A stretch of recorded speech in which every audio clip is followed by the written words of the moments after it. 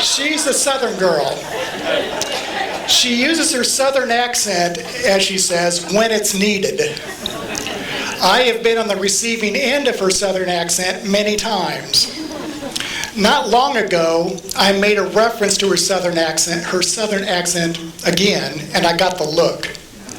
She immediately told me that she needed to drive her parents to LA, and I was now going to drive.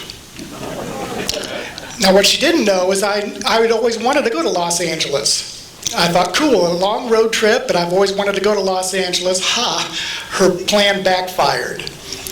It didn't take long for me to realize that LA is not Los Angeles, but what? Anybody?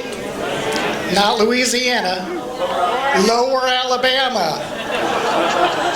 We went on a road trip to LA, Lower Alabama. This is my mother-in-law, Betty, who was my guide for this trip into Lower Alabama. She took us to her old homestead where her family raised cotton, corn, and peanuts. Betty is one on the left. She was also a lifelong quilter. So on this road trip, Betty was my guide and taught me about the culture, history, and food of Lower Alabama.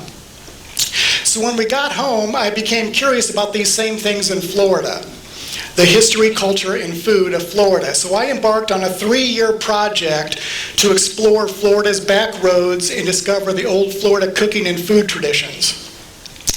I did that for about 3.5 years, and that eventually ended up with the book Florida Soup, Putting History on the Table.